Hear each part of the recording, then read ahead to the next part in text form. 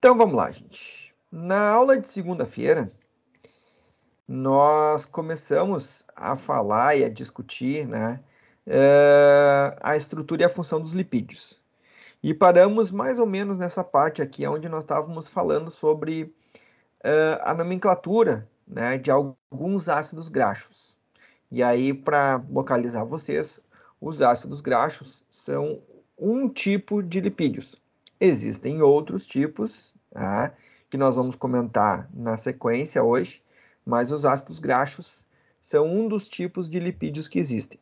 São aqueles, deixa eu voltar aqui, os ácidos graxos, como por exemplo esses que estão aparecendo aqui nesse slide, todos eles aqui são insaturados, né? Tem essas duplas ligações aqui, mas eles são compostos então por uma carboxila inicial e uma cadeia depois, que a gente chama de cadeia carbonada. Essa cadeia carbonada ela é composta por carbono e hidrogênio, somente, né? Então, em cada vértice desse aqui, nós temos um carbono, né? E os hidrogênios aqui, eles estão omitidos, não estão representados nessa estrutura, né? Mas estariam ligados aqui, em cada um desses carbonos, nós teríamos 2 hidrogênios. Então, essa é a estrutura básica né, dos ácidos graxos. Aqui nós temos 3 ácidos graxos, né? O linoleico, o linolênico e o araquidônico, que são 3 ácidos graxos insaturados, que a gente diz que eles são insaturados porque eles têm essas duplas ligações aqui no meio da cadeia carbonada. Tá? Se eles não tivessem essas duplas ligações aqui, seriam saturados. Tá? E aí nós começamos a falar um pouco sobre a nomenclatura deles, como é que a gente denomina ou escreve esses ácidos graxos. Tá? Normalmente a gente representa eles por essa terminologia aqui, aonde C aqui indica o número de carbonos, o número que está ao lado aqui é a quantidade de carbonos que nós temos, contando com a carboxila, e esse númerozinho que vem depois dos 2 pontos aqui indica o número de insaturações. Tá? E essa expressão aqui entre parênteses, né, delta 912, indica aonde estão essas duplas ligações aqui. A primeira está no carbono 9 e a segunda no carbono 12. A mesma coisa vale para esse aqui e para esse aqui. Tá? O araquidônico aqui, vocês podem ver que ele é bem mais complexo, porque ele tem 4 duplas ligações aqui. É um C18 também, tem a mesma quantidade de carbonos que o linoleico, só que ele tem 4 insaturações. E aqui estão as insaturações, os locais de cada uma dessas insaturações. Tá? E aí nós começamos a discutir que uma outra forma de denominar esses ácidos graxos insaturados aqui é através de uma nomenclatura denominada de ômega, tá? Se nós olharmos e relembrarmos essa tabela aqui que eu mostrei para vocês, essa tabela foi extraída de um artigo científico aonde os autores eles investigaram o efeito de diferentes composições de ração suplementadas com ou sem óleos de origem vegetal, né? Então tinha lá um grupo de animais que recebeu uma ração suplementada com óleo de canola, um outro grupo suplementado com óleo de arroz e outro grupo suplementado com óleo de soja e um grupo controle que não recebeu nenhum tipo de óleo, né? E eles avaliaram o impacto dessas dietas, dessas diferentes dietas, sobre a produtividade. E eu acho que foi de leite. Eu não estou bem certo, mas acho que foi de leite. E uma das tabelas que os autores apresentam é justamente a composição desses diferentes óleos. E aí vocês começam a ver aqui aquelas nomenclaturas que eu tinha mostrado para vocês, né? 16 2.0, 18 2.0, 18 2.1, tá? Então são aquelas nomenclaturas. Então é um ácido graxo de 16 carbonos, sem nenhuma insaturação, um de 18 sem nenhuma, um de 18 com uma, tá? Só que começam a aparecer outra forma de expressar aqui, ó. Tem esse de 18 com duas e aparece aqui um N tracinho 6 e aqui embaixo um N tracinho 3. Tá? Essa nomenclatura é utilizada, é uma outra nomenclatura para designar esses ácidos graxos que tem um monte de insaturações, que nós chamamos de poliinsaturados. Tá? Essa nomenclatura aqui diz respeito ao que nós chamamos de nomenclatura ômega, tá? Os ácidos graxos ômega, tá? Então, se a gente for olhar esses mesmos ácidos graxos que eu mostrei lá no slide anterior, que nós temos o ácido linolênico e o ácido linoleico, tá? Como é que ficaria a nomenclatura deles nessa nova nomenclatura denominada ômega, tá? Para denominar um ácido graxo ômega, né, ômega 3, ômega 6, ômega 9, nós temos que começar a contar de trás para frente a cadeia desse ácido graxo. Antes nós começávamos aqui na carboxila, né? Agora a gente começa a contar na outra extremidade, no que a gente chama de carbono ômega, né? Por isso que é o nome, né, nomenclatura ômega. Né? E se eu começar a contar aqui, eu vou ver que a dupla ligação está na terceiro carbono aqui. Então, eu chamo esse ácido graxo aqui de ômega 3. Tá? Existem vários ômega 3. Esse ômega 3 aqui tem 3 insaturações. Tá? Eu poderia ter um ômega 3 só com 2 insaturações, sem essa terceira aqui. Né? Poderia ter um ômega 3 só com uma insaturação, sem essas outras duas aqui. Tá? Então, essa nomenclatura ômega, ela diz respeito a onde está a primeira dupla ligação, começando a contar do final da cadeia para o início. Tá? Já esse de baixo aqui, tá? Desculpa, e esse ácido graxo ômega 3 é o que aparece lá na tabela, C18N3. Tá? E esse de baixo aqui, nós vamos ver que a primeira dupla ligação está no carbono 6, então ele é denominado um ômega 6. Tá? E lá na tabelinha, ele aparece designado como N6, tá? Como N6, que é um símbolo para ômega 6. Tá? Esses ácidos graxos ômega, gente, não sei se vocês se recordam ou têm acompanhado, mas tá muito em moda, né, em nutrição humana, nutrição animal, né, falar de ácidos graxos ômega, né, que eles têm um valor nutricional muito importante, são benéficos para a saúde, né, tem várias coisas que a gente ouve falar nos meios de comunicação e na internet, enfim, tá? Justamente por causa dessas características aqui, ó. Como eles têm essas duplas ligações, esses ácidos graxos eles não são lineares, como os ácidos graxos saturados. Tá? E essa não linearidade, essas dobras que vocês veem aqui na cadeia, tá? Conferem a esses ácidos graxos algumas propriedades bastante importantes, tá? Que a gente vai discutir agora. Tá? Uma dessas propriedades é justamente a solubilidade em água. Lembro que eu comentei para vocês lá no início da aula de segunda-feira que uma característica comum entre os ácidos graxos, aliás, entre os lipídios, é que eles são pouco solúveis ou praticamente insolúveis em água. Tá? E essa solubilidade ou essa dificuldade, né, de se solubilizar em água diz respeito justamente a duas características desses ácidos graxos. O comprimento da cadeia de carbonos, é a primeira, né, característica importante. Então, olhem este ácido graxo aqui, o ácido láurico. Né, ele é um C12, então tem 12 carbonos aqui, sem nenhuma insaturação. Ele é totalmente saturado. Né? A solubilidade do ácido láurico em água é 0,063 miligramas para cada grama de água. Então, se vocês pegarem aí 1 litro de água, que é em torno aí de 1.000 gramas aproximadamente, né, vocês conseguem solubilizar 0,063 gramas deste ácido láurico nesse volume de água. Tá? Só é para efeitos de comparação, para vocês terem uma ideia da dificuldade que é de se solubilizar um ácido graxo em água, se nós pegarmos a glicose, gente, que é C6H12O6, a solubilidade dela é 1.100 miligramas por grama de água. Tá? Se a gente for levar em conta isso, transformar tudo para para litro, né? Então, aqui nós teríamos mais ou menos 1.000 gramas, né? É só multiplicar isso aqui por 1.000.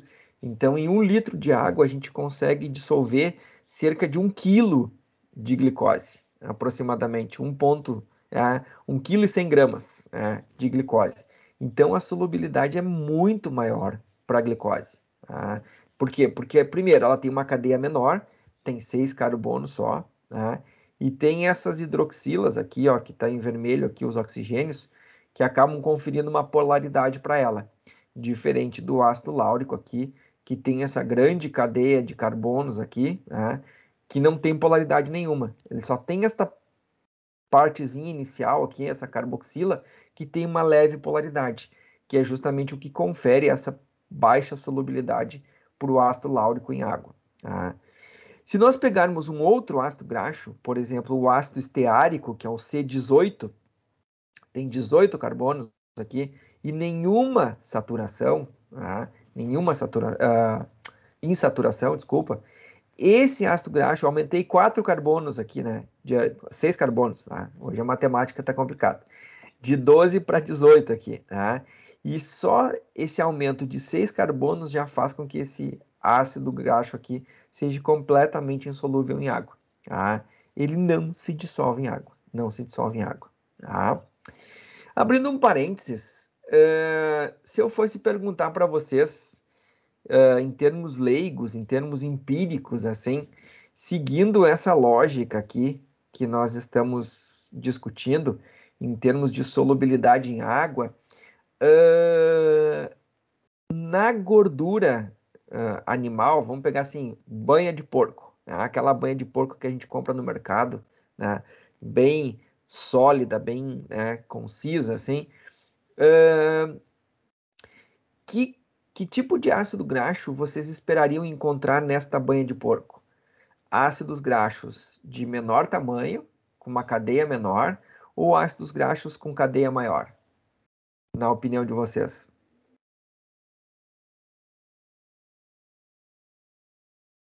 E aí, gente? De forma empírica, tá? O Vitor respondeu ali, tá? A Mariana também, a Júlia também, o Reinaldo também, isso aí, tá? Então, na banha de porco, o que nós esperaríamos encontrar se fôssemos fazer uma análise bioquímica da composição da banha de porco? Ácidos graxos de cadeia mais longa, tá? Ácidos graxos de cadeia mais longa. O ácido graxo que está presente na banha de porco é um C16, tá? Ele tem 16 carbonos e nenhuma insaturação. Tá? Ele se chama ácido palmítico, ou palmitato também. Também é o termo utilizado. Tá? É o mesmo ácido graxo que está no nosso tecido adiposo. Tá? Tecido adiposo de mamíferos, todo ele é composto por ácido palmítico ou palmitato. Tá? Ele é um C16, tem 16 carbonos. Então, o comprimento da cadeia é um fator importantíssimo na solubilidade dos ácidos graxos. Tá? E o outro fator importante é o número de insaturações na cadeia. Tá? Então, eu esqueci de, quer dizer, comentei ao longo do que a gente estava falando aqui do comprimento da cadeia, mas aqui embaixo tem uma conclusão a respeito do que a gente falou, né? Que quanto mais longa a cadeia, menor é a solubilidade em água. Tá? E o outro fator importante, né, na solubilidade desses ácidos graxos em água é o número de insaturações na cadeia. Tá? Já vou mostrar aqui e vocês vão entender por quê. Vamos pegar, por exemplo, o ácido oleico. Tá? É um C18, ou seja, a cadeia carbonada dele é grande, praticamente igual ao esteárico aqui, tá? Só que ele tem uma insaturação, tá? Que está aqui no meio. Está aqui a insaturação. Esse ácido graxo é completamente insolúvel em água. Não se dissolve em água também, assim como o esteárico. Tá? Agora, se a gente pegar o ácido linoleico, que é um C18 com 2 insaturações, tá? A solubilidade em água dele é de 139 miligramas por litro. Tá? Ou seja, só essa segunda insaturação que apareceu aqui na cadeia já faz com que ele seja solúvel em água, ou tenha que seja uma baixa solubilidade, mas tenha uma solubilidade em água. Tá? Então, quanto maior o número de insaturações, maior vai ser a solubilidade desse ácido graxo em água. Tá? Essa é a conclusão que nós podemos chegar. Quanto maior o número de insaturações na cadeia, mais alta a solubilidade em água. E aí eu vou fazer uma outra pergunta para vocês. Tá? Se nós comparássemos óleo, por exemplo, azeite de oliva, que é dito, né, um azeite extremamente saudável, enfim e tal, com banha de porco, tá? O que vocês esperariam encontrar no óleo, no azeite de oliva e na banha de porco em relação a esse tipo de características que nós estamos discutindo aqui? Na banha de porco, vocês já me disseram que provavelmente, né, os ácidos graxos que estão na banha de porco têm uma cadeia carbonada maior, que a gente já sabe que é um C16. Tá? Além disso, vocês esperariam encontrar na banha de porco ácidos graxos insaturados ou provavelmente encontrariam apenas ácidos graxos saturados na banha de porco? E depois nós vamos para o azeite de oliva, fazendo o contraponto.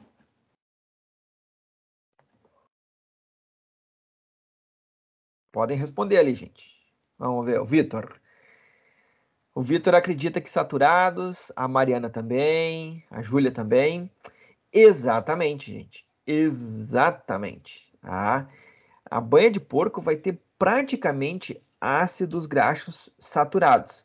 Até pode ter, e tem, um pequeno percentual de ácidos graxos insaturados, mas com uma única insaturação. Tá? Então tem ali um baixíssimo percentual de ácidos graxos insaturados, mas a grande maioria é completamente saturado.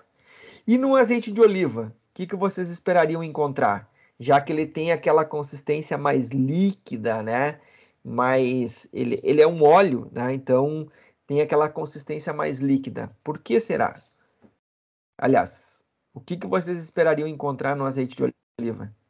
Ácidos graxos mais insaturados, de cadeia, com uma insaturação só, com várias insaturações ao longo da cadeia. O Vitor colocou cadeia menor e mais insaturados, a Júlia insaturados. Tá? É exatamente isso que a gente encontra no azeite de oliva. Se vocês olharem os rótulos, gente, dos óleos lá no mercado, pegar óleo de soja, óleo de milho, óleo de canola, azeite de oliva, enfim, e comparar os rótulos, vocês vão ver que quanto mais na direção do óleo do azeite de oliva vocês vão, mais ácidos graxos insaturados vocês encontram na composição. Tá? Vai ter o percentual lá. Deixa eu voltar aqui, ó. Deixa eu voltar nessa tabelinha. Aqui, ó. Opa. Deixa eu sair daqui. Aqui. Vamos pegar aqui, ó. Já vamos olhar. Óleo de canola, óleo de arroz e óleo de soja. Tá?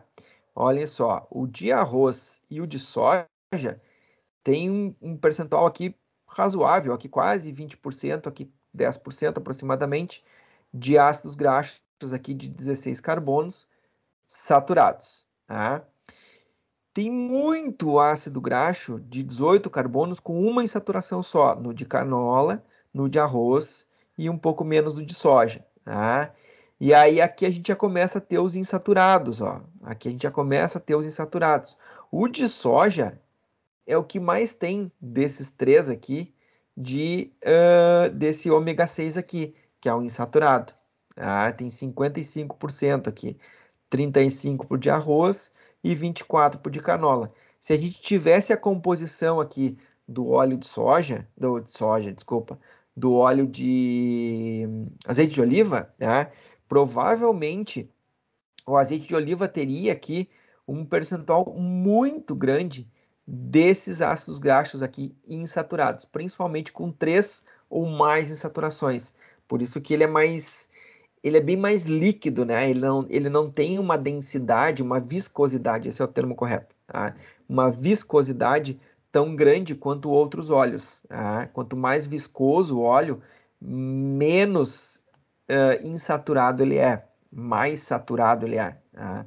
Então, aqui a gente tem uma comparação desses 3 óleos aqui, tá?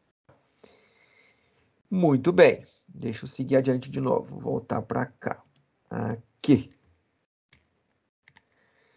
Ficou claro, então, gente, essa relação, ou melhor, essas propriedades dos ácidos graxos? Isso é extremamente importante porque a gente vai comentar na sequência agora, tá? Então, esses 2 fatores são determinantes para a solubilidade deles em água: o comprimento da cadeia e o número de insaturações, tá? Boa pergunta, Vitor. Tava esperando que alguém fizesse essa pergunta, né? Por que então que o azeite de oliva é mais saudável, gente? Por que tem essa ideia de que o azeite de oliva é mais saudável que os outros óleos, tá? Vamos pensar no seguinte: qual é o problema de a gente consumir não só gordura, mas consumir gordura em excesso, tá? Existem vários efeitos que o excessivo consumo de gordura acarreta no nosso organismo. Entre eles, a deposição de gordura na parede das nossas artérias, tá? Na parede das nossas artérias. Não das veias, tá? Das artérias. São diferentes, tá? Por que que essas gorduras se depositam na parede das artérias? Pelo simples fato de que o nosso sangue é basicamente uma solução aquosa, né? O nosso sangue, a maior parte dele é água. E transportar gordura pelo nosso sangue é uma tarefa bastante complicada para o nosso organismo. Por quê? Porque eu vou ter um choque entre algo que é pouco solúvel em água ou praticamente insolúvel em água, que são os lipídios, né? E um meio totalmente aquoso. Né? A tendência é a gordura, né, ficar separada da água do sangue. E aí ela vai para as paredes das artérias e acaba se depositando ali, causando, então, né, uma série de problemas, né, decorrentes do acúmulo de gordura na parede das artérias. Tá? Então, por que esses ácidos, esses óleos com um maior percentual de ácidos graxos insaturados é mais benéfico para a saúde? Porque como a solubilidade desses ácidos graxos insaturados é maior em água, a tendência deles é não se depositar, aliás, na parede das nossas artérias. O transporte dele pelo sangue é muito mais fácil, digamos assim, ou melhor, vamos colocar de outra maneira, é menos difícil, tá? Não é que seja fácil, ele é menos difícil, tá? Não sei se eu te respondi, Vitor. Entendeu? E os demais também. Não sei se vocês têm alguma pergunta em relação a isto. Então tá, beleza. Qualquer coisa, me perguntem então, gente. E aproveitando a pergunta do Vitor e aproveitando o comentário que a gente fez, né? Por que esses ácidos graxos aqui, esses insaturados, né, com um maior número de insaturações e com cadeias menores aqui, eles são mais solúveis em água, né? Pelo seguinte, né? Aqui, enfim, esse aqui, desculpa. Antes de eu responder essa pergunta, eu esqueci de uma coisa. Ó, vamos comparar aqui, ó. Aqui tem alguns ácidos graxos de 12, 16 e 18 carbonos, sem nenhuma saturação. E aqui está o ponto de fusão deles, o ponto que eles estão líquidos, né? Um C12, que é aquele que eu mostrei para vocês antes, o ácido láurico, o ponto de fusão é 44 graus. Um C18 já passa para 69. Ou seja, para eles serem líquidos, ele tem que estar numa temperatura maior. Tá? Já se a gente pegar aqui, ó, o C16 com uma insaturação e o C18 aqui com duas insaturações, esse ponto de fusão aqui cai quase a 0, ou seja, a temperatura ambiente, né? Aqui é de 1 a 5, aqui de 1 a 0,5, menos 0,5, né? Então, aqui a temperatura ambiente, esses ácidos graxos vão estar líquidos, né? Eles vão estar na sua forma líquida. Diferente destes aqui todos, né? Que vão estar na forma de pasta, né? Provavelmente, né? Tipo banha, né? Gordura de porco ali, né? Solidificada, né? Gordura de coco também, a temperatura ambiente é um tijolo, né? A gordura de coco é um tijolinho, assim, chega a ser dura, né? Porque o ponto de fusão dela, né, é bem mais alto, né? A gordura de coco tem ácidos graxos de 20, 22, 24 carbonos, sem nenhuma insaturação, né? Totalmente saturados.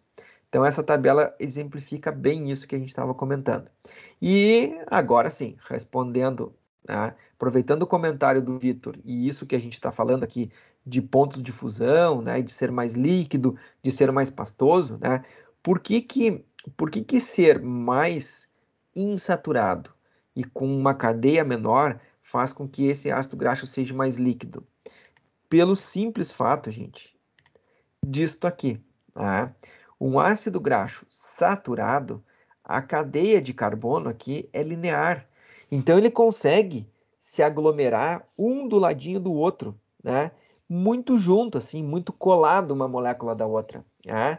E como essas moléculas estão muito próximas, a tendência desse composto é ficar numa forma mais pastosa, mais sólida à temperatura ambiente, porque as moléculas estão se atraindo umas sobre as outras, né? Já quando eu tenho ácidos graxos insaturados, com as cadeias tortas, né, com as cadeias dobradas, isso afasta um ácido graxo do outro, porque a cadeia ela é torcida, né? Ela tem um ângulo de torção.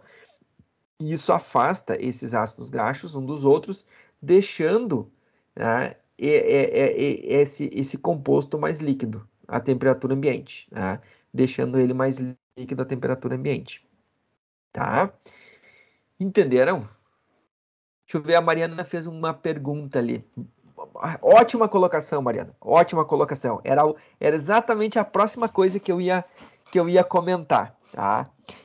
Isso tem uma implicação, gente, muito importante para as membranas biológicas. Né? Aí a gente pode pensar na membrana plasmática, na membrana da mitocôndria, do cloroplasto, né? De todos esses organelas, enfim. Tá? Pelo seguinte, vamos pensar assim, ó, nós animais que eu digo, né, mamíferos em geral, não temos tanto esse problema que eu vou comentar para vocês, porque nós temos a temperatura do nosso organismo sempre num determinado nível, né? Sempre a 37, 36,5, por aí, né? Então, como a temperatura do nosso corpo é constante, tá? Nós não temos essa necessidade, né, de adequar as nossas células a modificações bruscas de temperatura. Diferente, por exemplo, de um organismo ectotérmico, que não tem a sua temperatura estável, como, por exemplo, sei lá, um réptil, né, um anfíbio, sei lá, né, que a temperatura do corpo varia conforme a temperatura do ambiente. Tá? E esses organismos, eles têm um pequeno problema, quer dizer, um pequeno não, um grande problema. Tá? Quando eles estão em ambientes com a temperatura muito baixa, essa temperatura baixa favorece com que os lipídios da membrana se agreguem, né? Formem, né, um agregado mais próximo. Tá? E esses lipídios de membrana formando esse agregado mais próximo, a membrana plasmática fica mais rígida, fica mais endurecida. Tá? E isso impede, por exemplo, que as proteínas de membrana se movimentem na membrana e executem as suas funções, como, por exemplo, transporte de moléculas. Eu tenho uma proteína na membrana plasmática que é responsável pelo transporte de água, tá? Pelo transporte de nutrientes, de glicose, sei lá o quê. Tá? Se os lipídios dessa membrana estão muito próximos devido à baixa temperatura, tá? Devido a essa agregação, essa proteína não consegue trabalhar direito, ela fica exprimida ali no meio dos lipídios. Tá? E aí, o que esse organismo precisa fazer? ele precisa modificar a composição dessa membrana, tá? Ele tem que mudar a composição dos lipídios. Ao invés de manter lipídios saturados nessa membrana, que vão, né, agregar numa temperatura mais baixa, esse organismo vai lá e substitui esses lipídios de membrana por lipídios insaturados. E aí a membrana volta a ser fluida de novo, tá? Porque os lipídios insaturados vão se espalhar, vão se abrir na membrana, tá? Conforme esses organismos vão sendo expostos a temperaturas mais altas, né, conforme o ambiente vai aquecendo, né, ele tem que fazer o processo inverso. Ele tem que remover os lipídios insaturados e colocar de volta lipídios saturados para fazer essa membrana agregar de novo. Porque se ele mantiver os insaturados a temperaturas muito altas, a membrana literalmente se desmonta, tá?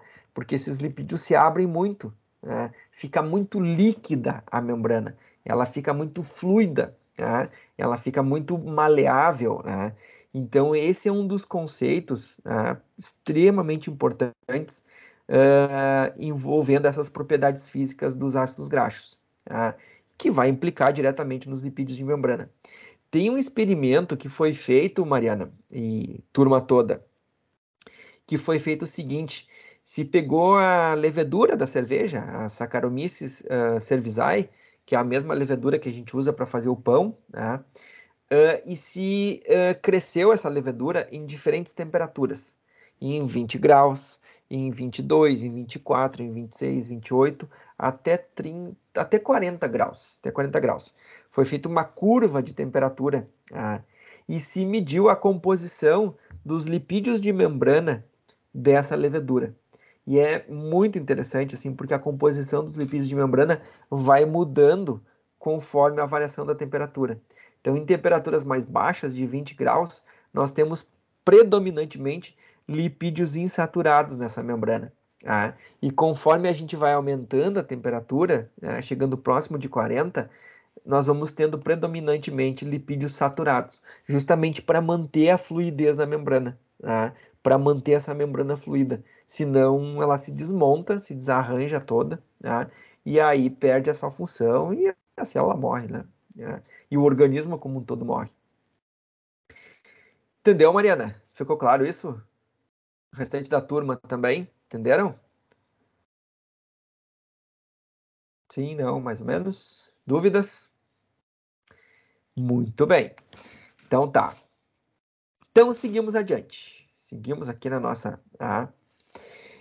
Um outro grupo de lipídios, gente, que vamos dizer assim, é um parente muito próximo dos ácidos graxos, né? São o que vocês conhecem como triacilgliceróis ou triglicerídeos, né? Alguém de vocês já fez algum exame de sangue onde o médico pediu para quantificar os níveis de triglicerídeos ou triacilgliceróis que vocês têm na circulação sanguínea, né? Ou de algum parente de vocês, enfim, né? Então, os triacilgliceróis são uma outra classe de lipídios, tá? Muito próximos, são parentes dos ácidos graxos. Tá? Os ácidos graxos são essas biomoléculas, né, que a gente comentou agora, que tem aquela carboxila e aquela cadeia de carbonos. Tá? Os triacilgliceróis, dá para se dizer que eles são derivados dos ácidos graxos. Tá? Por isso que eu digo que eles são um parente próximo. Tá? O que são esses triacilgliceróis? Os triacilgliceróis, eles são uma biomolécula, né, uma macromolécula derivada da união de um álcool com um ácido graxo. Tá? E que álcool é esse? Esse álcool se chama glicerol. É um álcool de 3 carbonos aqui, tá? Também conhecido popularmente como glicerina. O glicerol também é conhecido como glicerina. É um álcool, porque tem as 3 hidroxilas aqui, formado por 3 carbonos. E esse glicerol aqui, ele reage com os ácidos graxos para formar o triacilglicerol. Tá? Vamos ver o que é isso. Vamos dar uma olhada como é que acontece isso. Então, vamos lá. tá? Esse glicerol aqui vai reagir, gente, com 3 ácidos graxos. Aqui eu pus todos eles iguais, mas podem ser cada um de um tipo de ácido graxo diferente. Pode ser um ácido graxo saturado de 12 carbonos, pode ser um insaturado de 16 e mais outro insaturado de 18, tá? Eu pus aqui só na figurinha 3 carbonos, 3 ácidos graxos iguais, idênticos, tá? Que podem reagir. Mas eles podem ser, por exemplo, 3 ácidos graxos diferentes, tá? Como esses aqui, tá? Completamente diferentes, tá? Esses 3 ácidos graxos idênticos ou diferentes, tá? Vão reagir com este glicerol aqui para formar o que a gente chama de triacilglicerol. Então, vamos ver como é que isto acontece, tá? As carboxilas, gente, de cada um dos ácidos graxos vão reagir com as hidroxilas do glicerol, tá? Aqui do lado, tá, vai ter um videozinho, a mesma coisa vai acontecer aqui com esses aqui, tá? E aqui do lado vai ter um videozinho mostrando como é que isso acontece, tá? Aqui está o glicerol, tá? A mesma molécula que está aqui, tá? O CH2, CH, CH2, tá? Então, os dois hidrogênios aqui só estão representados juntamente com o carbono. E as 3 hidroxilas aqui, tá? E aqui está chegando uma molécula de ácido graxo, tá? Então, olha só. Aqui nós temos a carboxila, tá? COOH, e aqui a cadeia carbonada, tá? Aqui para baixo a cadeia carbonada. Esse aqui é o ácido palmítico de 16 carbonos, tá? O que vai acontecer para a gente formar esse triacilglicerol, tá? Essa hidroxila aqui e esse hidrogênio vão reagir e vai liberar uma molécula de água aqui. E vai formar uma ligação química direta deste carbono com este oxigênio aqui. Então, o que vai sair aqui vai ser uma molécula de água a partir dessa hidroxila e desse hidrogênio sendo liberado para cá. Tá? Deixa eu soltar o vídeo aqui, vocês já vão ver. Ó. Tá? Reage, libera a molécula de água, ó, aqui um H2O, e forma uma ligação química direto aqui, ó, direto entre o carbono do meu ácido graxo e o oxigênio do meu glicerol. Tá? E aí libera a molécula de água. Esta molécula que formou aqui, nós chamamos de monoacilglicerol. Por que monoacil? Porque só tem um ácido graxo ligado por enquanto. Tá? Então, por isso que a gente chama de monoacil. Tá? Acil significa ácido graxo. Esse termo acil, em qualquer momento que vocês ouvirem a palavra acil, nós estamos se referindo a ácido graxo. Tá? Não é acetil, gente. Acetil é uma coisa. Acil, tá? É isso aqui, ó. Opa, aqui agora que eu vi que tem o... Tá errado aqui, ó.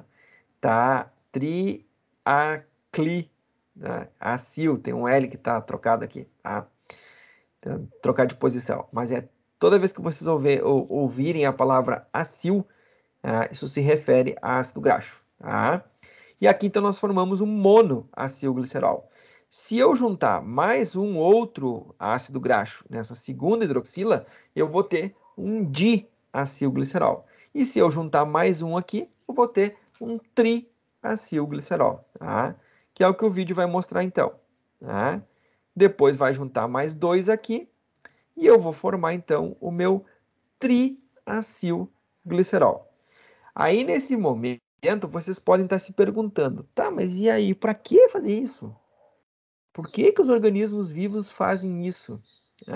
Por que eles juntam 3 ácidos graxos numa molécula de glicerol? Isso serve basicamente, gente, para conseguir armazenar esses ácidos graxos. Tá? Ao invés de deixar o ácido graxo livre, como ele está aqui, ó, cada molécula de ácido graxo separada aqui, como está aqui nessa imagem aqui, né? Os organismos vivos juntam eles numa molécula de glicerol simplesmente para armazenar. Então, se a gente for analisar a composição química do nosso tecido adiposo, ou, por exemplo, de uma semente de uma oleaginosa, nós vamos encontrar muito triacilglicerol na composição, porque é a forma de reserva de armazenamento, né, dos ácidos graxos. É a forma como o nosso organismo e os seres vivos em geral armazenam ácidos graxos, né, no seu interior, na forma de triacilglicerol, tá? E esse triacilglicerol tem que ser transportado pela nossa circulação sanguínea. Por isso que é possível quantificar ele através de um exame laboratorial, tá? O que a gente dosa no exame é justamente essa molécula toda aqui, tá? O glicerol ligado nesses 3 ácidos graxos. Entenderam? Ficou claro isso, gente? Se eu perguntasse para vocês assim, rapidamente, me diferenciem ácido graxo de triacilglicerol. Me, me deem assim, diferenciem um do outro, rapidamente, assim, em pouquíssimas palavras. Como é que vocês me responderiam?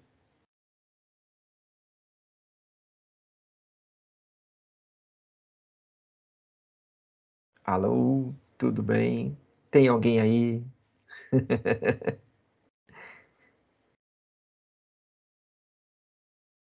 Estão me escutando, gente?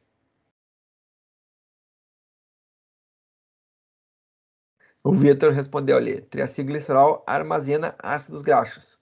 Pode ser uma definição, né? Os triacilgliceróis são justamente a forma de armazenamento dos ácidos graxos, tá? E aí, quem mais? Quem mais auxilia aí o Vitor nessa resposta?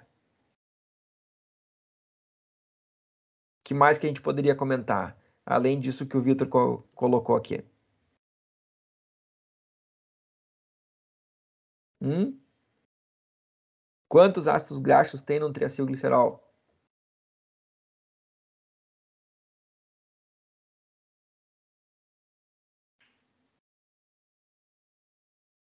O pessoal tá quieto hoje.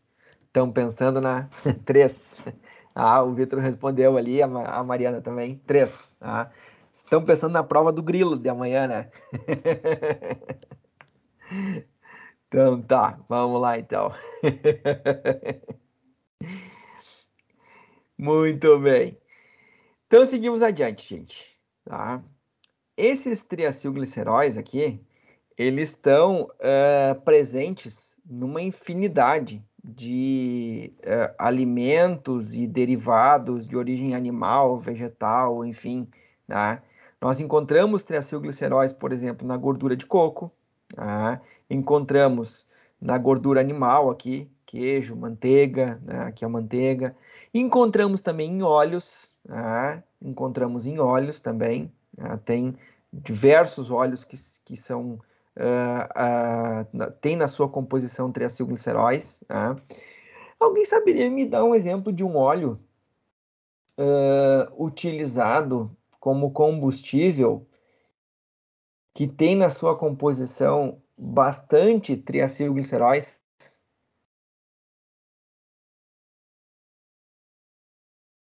Você sabe como é que é fabricado o biodiesel, gente? A partir do óleo que é do que é né? Qual tipo de óleo que é utilizado para o biodiesel? Vocês já ouviram falar? Já estudaram isso? Já leram a respeito? Não?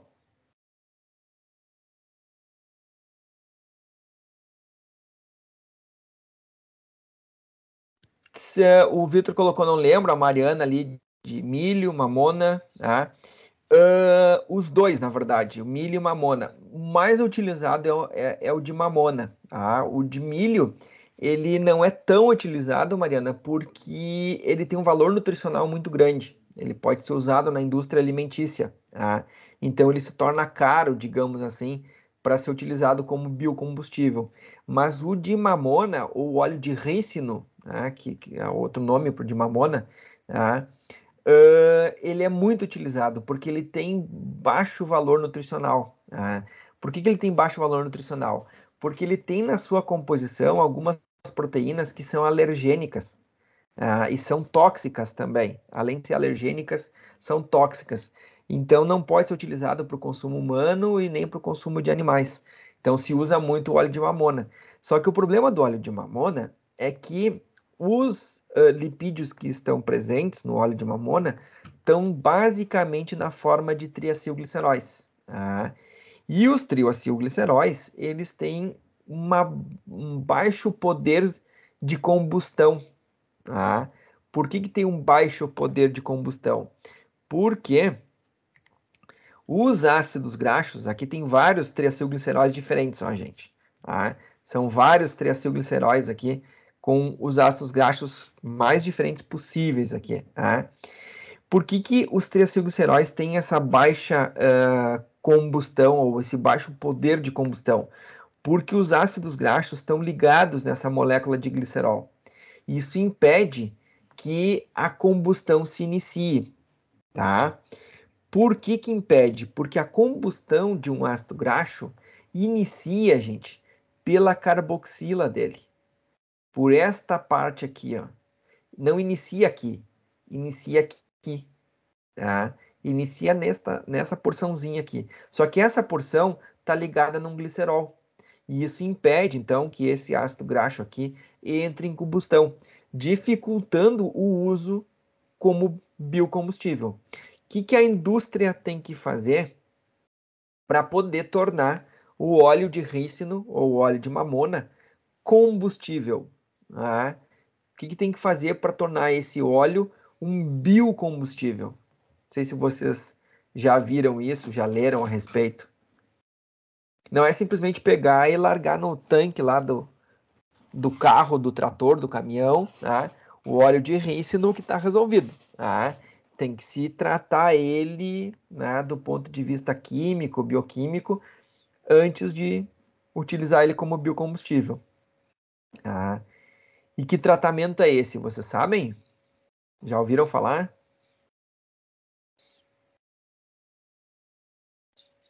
Não? A Mariana disse que não. O pessoal, ele não. O que precisa fazer, gente? Precisa quebrar essa ligação aqui, ó, entre o glicerol e o ácido graxo, para liberar o ácido graxo, para liberar a carboxila dele. E existem duas maneiras de se fazer isso.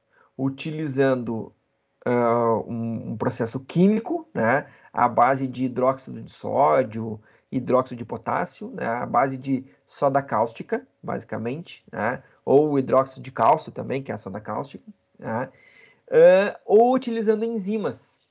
Né, tem enzimas que quebram essa ligação aqui. Né. Exato, Vitor. Usam-se enzimas também. As enzimas são mais eficientes, muito, muito, muito mais eficientes do que a utilização de algum tipo de base, como hidróxido de sódio, hidróxido de cálcio, hidróxido de potássio, enfim. As enzimas são bem mais eficientes.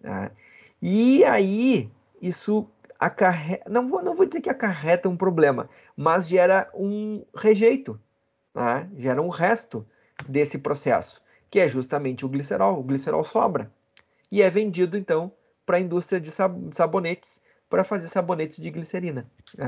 Então, tu consegue o óleo, consegue os ácidos graxos, que é o que importa para o biodiesel, né? E ainda produz glicerina, glicerol, para abastecer a indústria de sabonetes e, enfim, produtos de higiene. Então, se usam enzimas. Pena que o Brasil não investiu nessa tecnologia. Nós tivemos aí, durante algum período, né, um certo aporte de recursos para desenvolver essa indústria, mas acabou parando, enfim. Não vou dizer parando, porque tem o lobby também da indústria petrolífera, né? As grandes companhias de petróleo não têm interesse, né, em deixar de vender gasolina, diesel, enfim, né, e seus derivados todos, né, como combustível, que querendo ou não é o que dá grande lucro para essas indústrias. Né? Então teve também uma pressão dessas indústrias, teve um lobby, né, para que a gente não conseguisse avançar tanto, né, nessa tecnologia de utilizar biocombustíveis. Mas seria fantástico. Seria fantástico se a gente pudesse utilizar. Tem uma história que eu vi isso, foi num programa de TV, agora não me lembro em que canal, de um pessoal aqui de São Leopoldo, se eu não estou enganado, São Leopoldo, Novo Hamburgo, uma das duas cidades aqui da região metropolitana. O pai era engenheiro mecânico e o filho também é engenheiro mecânico. E eles, enfim, por uma série de razões, acabaram resolvendo fazer um carro, uma caminhonete, na verdade era uma caminhonete S10, né, à base de óleo, né, utilizando óleo como combustível. Né. Então eles estudaram toda a parte química, não sei o que e tal, e aí eles coletam o óleo nos restaurantes da região e transformam, né, esse óleo em combustível. E era muito engraçado porque eles foram apelidados de algo assim do tipo, eu não me lembro exatamente o termo correto, mas era assim, tipo, a caminhonete do pastel, né? Porque aonde eles passavam ficava aquele cheirinho de pastel frito que saía no escapamento lá na descarga da caminhonete. Ah. Ah, duas perguntas ali, né?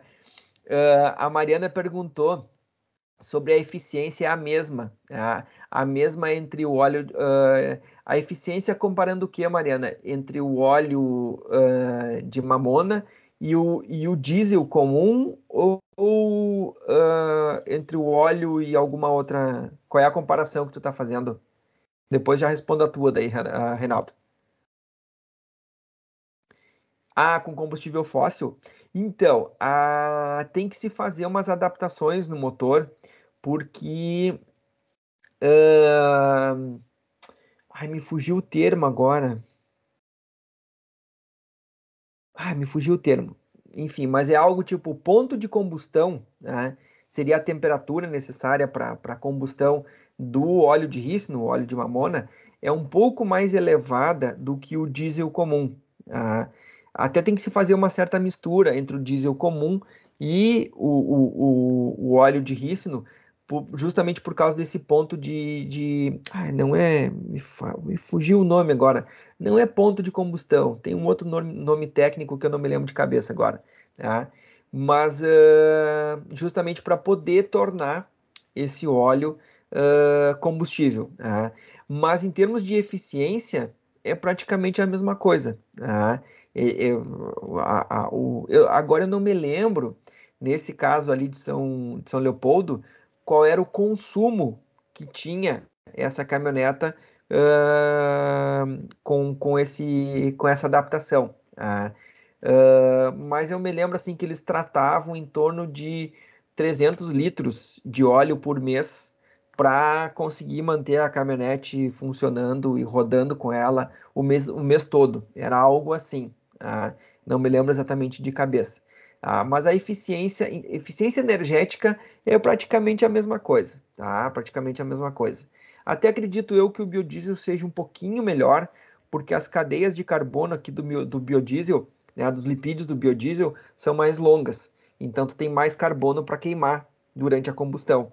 O diesel comum, as cadeias são um pouquinho mais curtas, tá? Então, tu tem menos carbono para queimar, tá? Não sei se te respondi, Mariana. E a tua pergunta, Reinaldo, foi em relação a quê? Desapareceram desde então? Seria sobre a indústria de biocombustível ou sobre o pai e o filho que produziram esse carro à base de óleo de cozinha reciclado? Não sei qual foi a tua colocação ali. Mas a questão do biocombustível, ela praticamente desapareceu no país, né? Não se fala mais, teve pouquíssimo incentivo, né?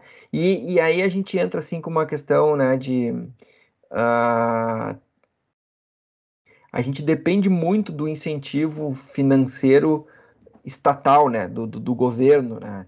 Porque as nossas indústrias, infelizmente, não têm essa capacidade toda de investimento, né?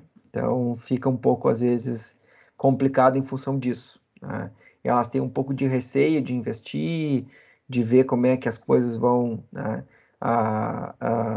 se desenrolar, e aí fica com o pé atrás e fica esperando, né, algum outro país e algum outro lugar alguém propõe a tecnologia e depois a gente compra ela, tá? Importa ela e traz para cá.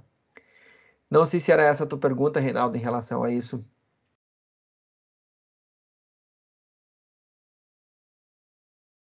Aguardar um pouquinho. Bom, Não, é que sempre que descobrem algo novo, o cara desaparece, porque o pessoal do petróleo desaparece com o que é novo, né? é, O tem um famoso da lobby, água, sempre tem um some, lobby pessoal. muito forte. Tem um lobby muito forte da indústria petroleira. Tá? Até se for pensar assim, a economia mundial hoje depende muito do petróleo, né? Então, a pressão econômica é muito grande dessas companhias. Tá? Até agora, até eu estava lendo, há pouco tempo atrás, questão acho que de um ou 2 meses, que a COP do Rio de Janeiro, que é esqueci o primeiro nome agora. Mas, enfim, é o programa de pós-graduação em engenharia da UFRJ, que é extremamente conceituado no Brasil. Tá? Praticamente assim foi a COP que ajudou a criar e a desenvolver a Petrobras. Tá? Todo o pré-sal, a questão do pré-sal, enfim, quem auxiliou na busca, no desenvolvimento de tecnologias foi a COP na UFRJ, na Federal do Rio de Janeiro.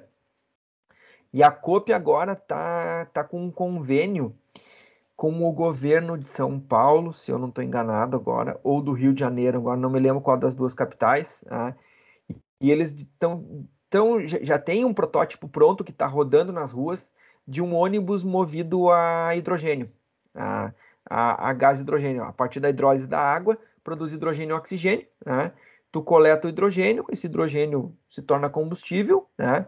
E tu faz o motor ser movido a hidrogênio e lá no escapamento sai água, né? Sai água, água na forma de vapor. Então já tem essa tecnologia, né? Parece que a COP tem um domínio bastante grande sobre isso, né? Então é uma nova expectativa, uma nova forma de tecnologia aí que tá surgindo, né? Bastante interessante e ecologicamente a melhor que pode existir, né? Então esperamos que isso vá adiante, que tenha, né, um incentivo financeiro, que tenha um investimento, né, e que siga adiante, tá? Muito bem, gente. Vamos lá então. Então aqui, né? Aqui vocês têm nesse slide aqui uma mistura complexa de vários, né, triacilgliceróis com vários ácidos graxos diferentes aqui ligados, né? Quanto mais a lógica continua sendo a mesma, quanto mais saturado forem os ácidos graxos que estão presentes na composição desse triacilglicerol, mais sólido vai ser esse triacilglicerol, tá? Quanto mais insaturados, como esses aqui, quanto mais, né, torta essa cadeia, mais líquidos eles vão ser, tá? Então, aquele granitinho do churrasco lá, sabe? Aquele granito que a gente agora adora dar uma tostadinha na churrasqueira e largar um salzinho por cima, assim, né, e depois degustar quem gosta, obviamente, né? Aquilo ali é triacilglicerol saturado ao extremo, né? Ao extremo, né? É gordura saturada da melhor qualidade possível, se é que dá para chamar isso de melhor, né? Ao passo que óleos de origem vegetal, na sua grande maioria, né, possuem ácidos graxos ou triacilgliceróis na sua forma insaturada. Tá? Então, a regra continua valendo aqui, para os triacilgliceróis também. Tá? Mesma coisa. O que vai determinar é o comprimento da cadeia e o grau de saturação da cadeia. Tá? Se vai ser um triacilglicerol mais sólido ou mais líquido. Tá? O nosso tecido adiposo, gente, é triacilglicerol sólido, completamente sólido. É assim, ó. Tá? Cadeia totalmente saturada, tá? Com 16 carbonos cada uma das cadeias. É um ácido graxo, desculpa, é um triacilglicerol com 3 ácidos graxos iguais de 16 carbonos completamente saturados. Então, é o palmitato. Tá? Muito bem. Tá? Se a gente for analisar a composição de alguns óleos aqui, né, de vários tipos de sementes aqui, né, e inclusive banha de porco e manteiga aqui em cima, né, que não são sementes, a gente pode ver, vocês vão ter que fazer um esforcinho meio grande aí para conseguir diferenciar essas tonalidades de verde aqui. O gráfico não está muito claro, assim, apesar de ter sido publicado nessa revista aqui, né, mas as cores não ajudam muito. Né? Mas, por exemplo, assim, banha de porco e manteiga, vocês vão ver que tem muito ácido graxo saturado ou monoinsaturado, né? No caso aqui da banha, tem uma quase meio a meio, né? E conforme... acho que abriu tua câmera, Reinaldo. E só para ficar... Senão troca a minha câmera aqui, daí eu não consigo ver vocês. Mas conforme a gente vai olhando, por exemplo, aqui azeite de oliva, né, canola, soja, enfim, a linhaça aqui, ó, a linhaça é muito ômega 3, uma boa quantidade de ômega 6, uma baixíssima quantidade de monoinsaturados e quase nada de saturados. Tá? Aqui, ó, tá? Que é essa barrinha aqui. Tá? O oliva aqui tem bastante de monoinsaturados, a grande maioria praticamente.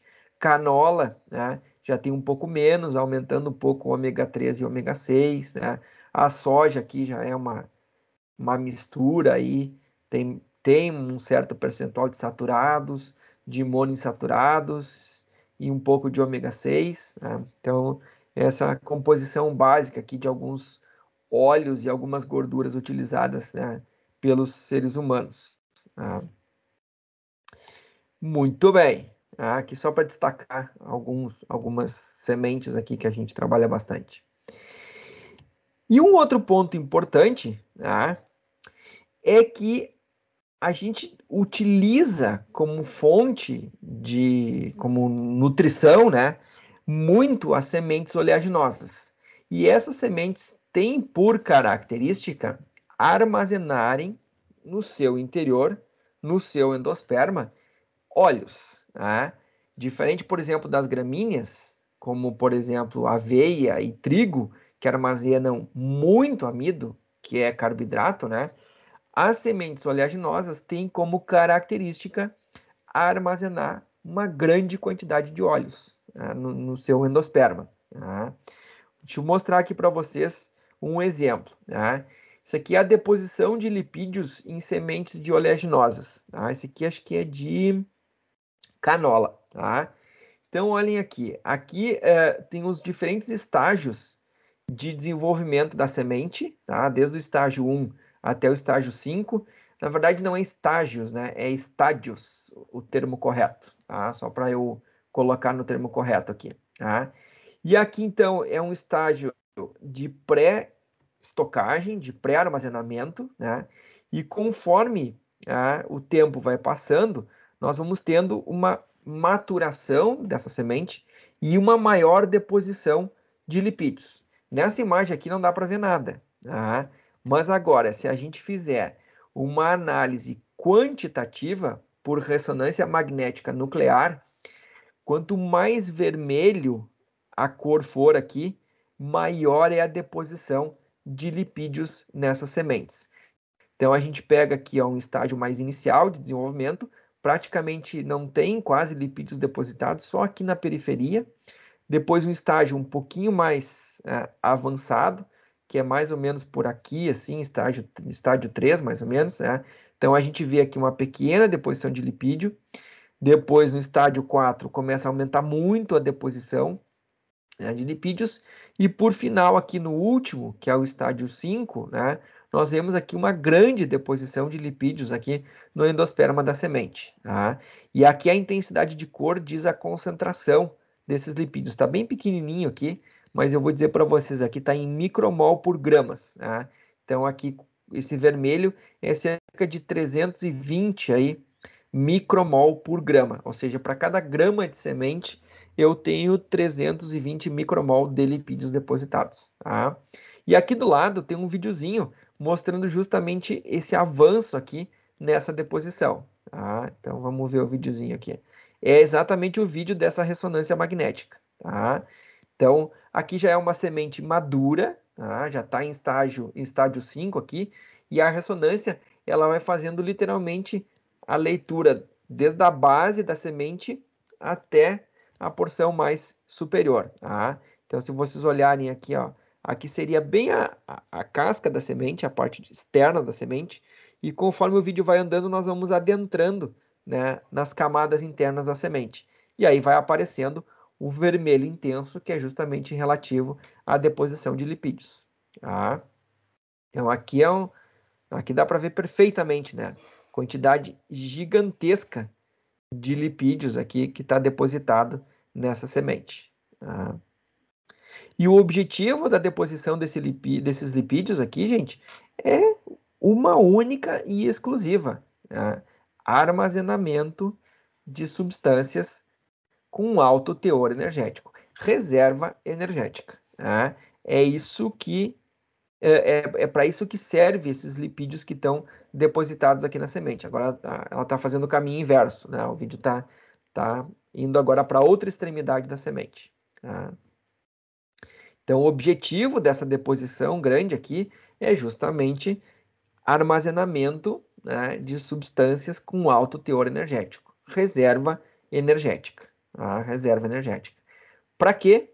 Para o momento em que essa semente for germinar. Tá? Quando ela for germinar, esses lipídios aqui serão utilizados pela semente para geração e síntese de ATP, vai ter síntese de ATP, a base desses lipídios, e também para utilizar os carbonos desses lipídios para na composição de outras, ou na síntese de outras biomoléculas, né, que essa planta vai necessitar durante a germinação. Tá? Então, olhem um exemplo aqui, olha que interessante. Esse aqui é um exemplo de feijão. Tá? Aqui estão as vagens em diferentes graus aqui de maturação. Né? E aqui embaixo, nesse gráfico aqui, está mostrado o teor de amido nesse eixo aqui, e aqui o teor de proteína. Tá? E aqui nessa barra preta aqui, né, o teor de lipídios. Então vocês vejam que no início as três coisas aumentam junto. Né? O teor de proteína em roxo aumenta, o teor de lipídio aumenta e o teor de amido aumenta. Só que o amido vai chegar num determinado ponto aqui que ele praticamente volta a zero. Né? Desaparece. Ele é consumido dentro da semente. E o que permanece em altos níveis aqui é justamente altas quantidades de proteína e altas quantidades de lipídio, que é justamente o que essas sementes oleaginosas nos oferecem do ponto de vista nutricional. São altos teores de proteína e altos teores de lipídio. Por exemplo, a soja é utilizada como fonte de proteína e é utilizada como fonte de lipídio. Então, esse gráfico aqui mostra exatamente essa deposição, né, de lipídios e proteínas ao longo da maturação das sementes. Tá? Só corrigindo, isso aqui é soja, gente, não é feijão, tá? Eu falei feijão antes, mas misturei alhos com bugalhos. Tá? E uma coisa interessante, né, que acontece junto com essa deposição de lipídios aqui, né, a gente percebe que à medida em que essas plantas aqui germinam, aqui foi feita uma germinação in vitro aqui, né? Se pegou as sementes, se colocou para germinar numa placa, né? E aqui foram acompanhando 24 horas depois, 32 horas depois, 41 horas depois e 50 horas depois. E foi se medindo o teor de lipídios dentro dessas sementes. E olhem o que acontece aqui. Nós começamos aqui em 100%, que é essa quantidade de lipídio que foi medida aqui, e conforme o tempo vai passando, né, pós-germinação, o teor de lipídios vai diminuindo. Por que será? Porque esses lipídios estão sendo consumidos durante o processo de germinação. Tá? Estão sendo consumidos para fornecer energia para essa plântula. Da onde que ela vai tirar energia para sintetizar aqui parede vegetal, novas células, folhas, cloroplastos, enfim, raízes, tudo que está sendo sintetizado aqui, desses lipídios que estão sendo consumidos aqui. Tá? E essa degradação significativa desses lipídios é acompanhado também pela queda de umas proteínas denominadas oleosinas, tá? Que aqui está abreviado como OLE. Tá? Existem vários tipos de proteínas denominadas oleosinas. Tá? Tem as oleosinas 1, 2, 3, 4 e 5. Tá? Se mediu também essas proteínas aqui durante a germinação. O que essas proteínas fazem? Qual é a função dessas proteínas? Essas proteínas, gente, fazem parte da estruturação da gotícula de lipídio. Esses lipídios que estão armazenados aqui dentro da semente, eles estão armazenados em gotículas, tá? Como essas que vocês estão vendo aqui, ó. A parte central é onde estão os lipídios, tá? E tem uma capa, um envoltório aqui, que é formado por proteínas e fosfolipídios. Essas proteínas são as oleosinas, tá? E conforme o consumo desses lipídios aqui vai diminuindo ao longo da germinação, essas oleosinas também vão diminuindo. Por quê? Porque essas gotículas de lipídio vão desaparecendo. E aí a célula degrada essas oleosinas também. Não tem por que elas estarem ali. Tá? Não tem mais gotícula de lipídio. Então, essas oleosinas acabam, então, diminuindo a sua concentração, a sua quantidade dentro da célula, junto com a diminuição da concentração de lipídios. Tá? E a título de curiosidade, uma parte das doenças alergênicas causadas por essas sementes de oleaginosas, tem gente que tem alergia a amendoim, a soja, a feijão, enfim, né? Essas sementes oleaginosas todas, né? A castanha do Pará, enfim, né? Tem muita gente que tem alergia a essas sementes oleaginosas. Quem causa essas alergias são justamente essas proteínas aqui, essas oleosinas. Tá? Elas são um dos tipos de proteína que causa essas alergias. Tá?